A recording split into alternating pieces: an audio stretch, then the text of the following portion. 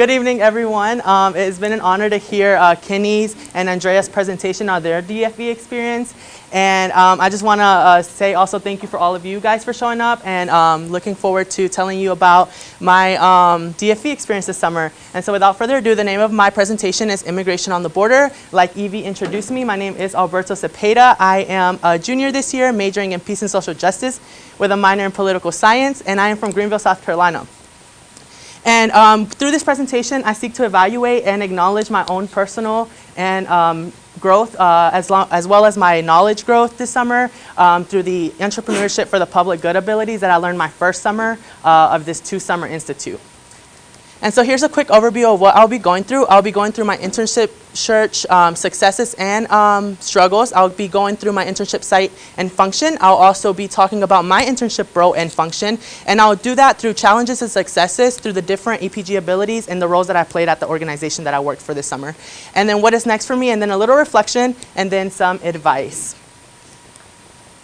And so let's start with my internship search. And so basically, I was very unmotivated to search for an internship. I was just kind of chilling, just kind of like not really motivated, but it was for, I think, a good reason. I think that it was very hard to balance both my academic coursework and the struggles of being a Berea College student. But then I kind of realized, oops, hey, like I need to start looking for an internship soon. The deadline is approaching, and I really needed to buckle down and not expect it to just come and find itself on my lap.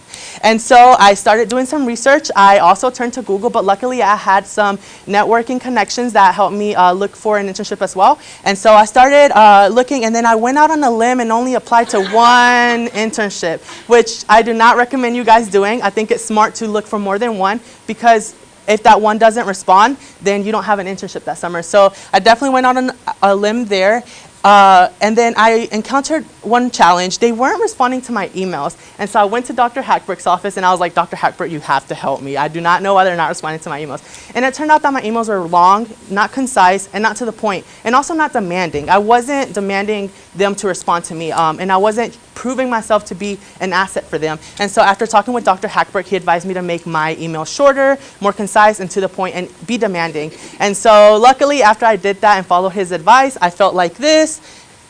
Oh, it's not going to show. But basically, I was smiling and winking because I felt really nice that I finally secured my internship for the summer of 2017. But who was I interning for, why, and where? And so that takes me to my internship site and function. And so my internship search took me to sunny San Diego, California, and more specific, the Sherman Heights Community Center, and even more specific, Border Angels or Ángeles de la Frontera, which is a nonprofit based out of this community center in San Diego. And but what is Border Angels? So Border Angels, like I said, is a nonprofit, and they focus their work within the migrant community in San Diego and Tijuana, Mexico area. And of course, they didn't just do migrant work. That could entail a lot of different things. And because we are short on time and my internship was amazing and I could spend hours talking about it, I will focus on 4 main things. And those 4 main things are desert water drops, day labor outreach, immigration consultations, and educational and community outreach. And an example of that is Chicano Park and also Friendship Park tours. And so I'll go into each of them, and then I'll talk about my successes and challenges that arise within them, as I stated earlier. And so the first thing that I want to talk about is desert water drops and why Border Angels. So why did I decide to do? So Border Angels, desert water drops had me feeling like this afterwards, but during, they had me feeling like this.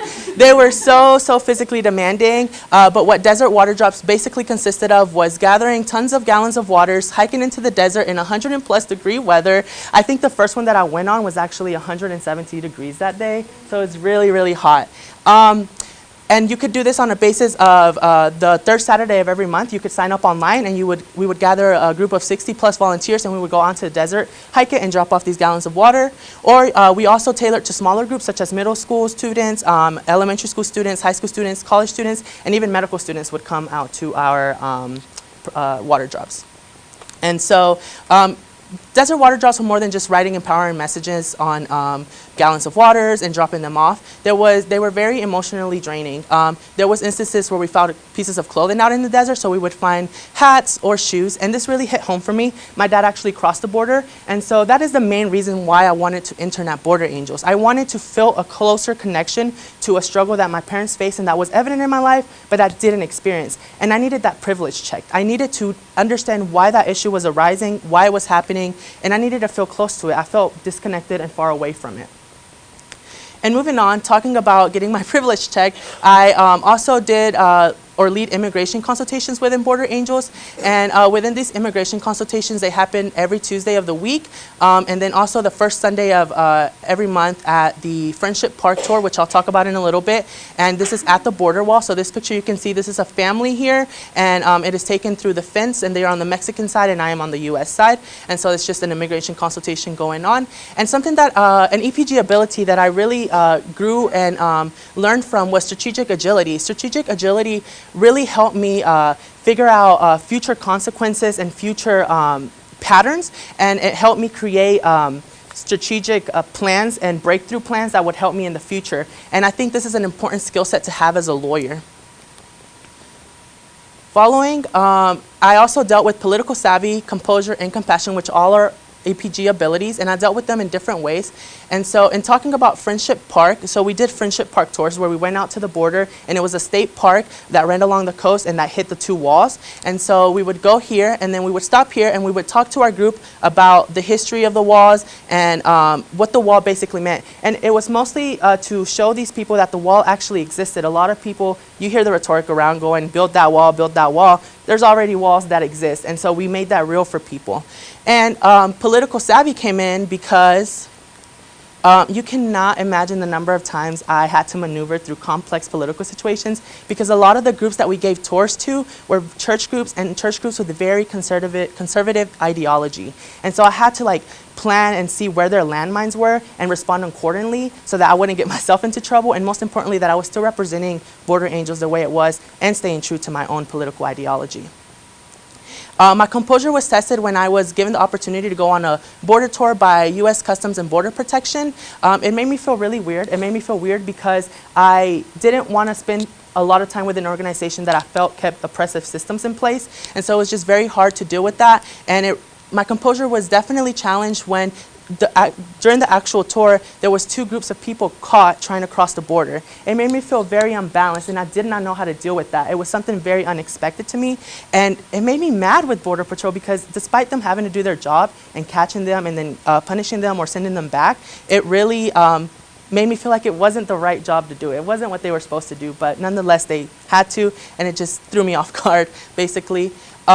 But compassion was very much alive in Tijuana, Mexico. I got to spend a lot of time in Tijuana, Mexico, and it was very much alive when I would watch families who had been deported, family members, talk to the other family members on the other side through a wall with holes as small as only your pinky fingers can fit through. And so it was very hard to deal with that. But on the other side of that, I saw a lot of compassion from my side and other people at the migrant shelters that I went to visit. We would drop off donations, we would hear stories, and most important, we would establish relationships with these people. And it just really kind of, for me, gathered my thoughts on what it meant with the Border Patrol tour, and made me realize that there is good people out here that are doing really good work, and it just brought it all together for me and made me feel like there was something being done, and it just was a very much a sign of compassion. And so the next success that I got to deal with, it dealt with community outreach. So we did a lot of this this summer, and community outreach means a lot of networking, and I owe my good skills for networking to approachability. I feel like I'm very approachable and I'm very easy to talk to, and so I think it helped me establish connections with people that later on went to become my friends. But most importantly, you're not really networking unless you're breaking into facilities illegally, like my group did 2 summers ago, or like I did, get invited to beachfront, really rich people's beachfront houses. And so that was pretty cool. I got to meet really cool people, such as lawyers, founders of organizations, and even the former mayor of LA, who's starting his political campaign. I cannot remember for what, but I know that he was having breakfast with people in the San Diego area and such. But most importantly, networking is not always about the people you meet. It's about how you portray yourself. Networking is about you. How are you establishing yourself as an asset? How are you broadcasting yourself? And I think that's what I really needed to work on. What are others seeing in me that could open up doors for me in the future? And I think that's really important part of networking that sometimes we forget. We just want to get a business card and that's it. And it's not always about that. So some challenges. I actually ran their social media platforms, all of them, so Facebook, Twitter, Instagram, and then Snapchat. Go follow those whenever you can, or right now, pull your phones out real quick. And actually, I'm really proud of myself because despite it being a challenge, I created their Snapchat, and I feel like that was very much a sign of initiative, of innovation and creativity on my part. And I just feel like Snapchat has a lot of potential for nonprofit organizations, especially in attracting younger crowds. And so I was really proud of that. But it was a challenge because my idea of social media was not my boss's idea of social media. And so it was very hard to understand what he wanted out of me. And despite me always continuously trying to improve myself and improve my weaknesses, I just never met eye to eye with him. And so I think the next go round or my next endeavor, I want to practice customer discovery, sit down with my customer and ask what they want from me in that. And if it's not completely what I agree with, maybe find a middle ground, and if not, just make the boss happy, I guess. But definitely something that challenged me. And so another challenge that arose was during the offices. But before this, I really want to quickly mention that we are now a binational nonprofit organization. We actually opened up our first office in Mexico this summer, and I was able to be a part of that, and I thought that was really cool. But another challenge that arose was in the office. So this, when I wasn't out doing direct action or direct service, I was in the office, and there was an incident where I lost a pair of keys, not once, but twice. And so it was very... they didn't call me irresponsible, but I was my own worst critic. I felt like I let them down, even if it was something as simple as keys. I didn't want them to look at me as being irresponsible. I wanted to show them that that wasn't who I was, and it just made me feel like, even though they didn't directly state, hey, we're mad at you or something like that, I was my own worst critic. And luckily, the keys were found 2 days later. It just happened to be a mishap in the office, and I guess somebody took the keys. And my supervisor sat me down. They told me that it was okay, that they looked beyond me for that, and that they really appreciated me owning up to the mistake and not looking out just for my personal gain, which I think deals with integrity and trust. Like, you really want to establish that with people like your bosses or the organizations that you're working for. And so what is the connection between Border Angels, my Peace and Social Justice major, and EPG? Well, I used to get asked this question a lot. How are you going to relate Border Angels to an entrepreneurship for the public good internship? How is that possible? And after reflecting and realizing all the EPG abilities, the answer was pretty obvious. Everything I did this summer was direct action. And what does EPG teach us? To be action-oriented, and that's exactly what I did this summer. And beyond that, my Peace and Social Justice major is connected because we have political savvy there, we have compassion, composure, integrity, and trust. All these EPG abilities can connect to my major and relate back to my internship experience. And because of all these connections, they are guiding in some form or fashion my life and my academic and career choices, making me, and Dr. Hackberg loves this word, an extraordinary individual. And I think EPG, my Peace and Social Justice major, and then my experience this summer for really helping establish that connection and making me look at it and reflect on it. And so reflecting a little more, looking back, I'm just really proud of myself for all that I did this summer. I think that I gained a lot, I learned a lot, and I found all this new knowledge that I can now use. And in doing this presentation, I just realized that there's so many connections out there that we can make, and connections that help you grow as an individual, that just really helped me establish, like I said earlier, an extraordinary individual. And however, a mulligan that I would do over, or something that I would do over, is have a healthier balance between play, play, play, play, and work. This was a very difficult thing to acknowledge in myself, but I really want to make it clear that San Diego was new for me. That was my first time out west, my first time actually on an airplane for more than an hour, and I think these new surroundings created a distraction for me, a distraction that I wasn't that I didn't anticipate coming. I knew that I was going to have fun. I just didn't think that it would be this much fun. And so while I was fully immersed in my organization and had many successes, I could have been a little more engaged. And this is something that I'll take into the future and learn from, that just wherever I am, whatever my surroundings are, I'm going to be focused on what I need to be focused on and have a healthier balance between play and work. So what's next for me? I want to conquer the world, basically.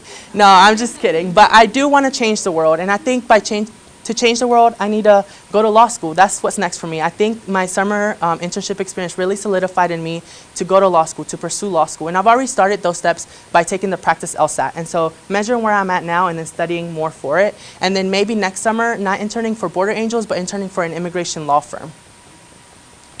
And then I'll leave you with these 2 pictures and then 3 advice for future cohort members. Make mistakes. The time to do that is now, but always learn from them. Secondly, it is okay to absolutely love your internship and know that it's not for you. And then third, focus on the public good of entrepreneurship for the public good. Sometimes we hear entrepreneurship and think business and money. It's not always about that. You're missing the whole public good part. Focus on that and entrepreneurship, and it will make you a better entrepreneur. Wow. Questions?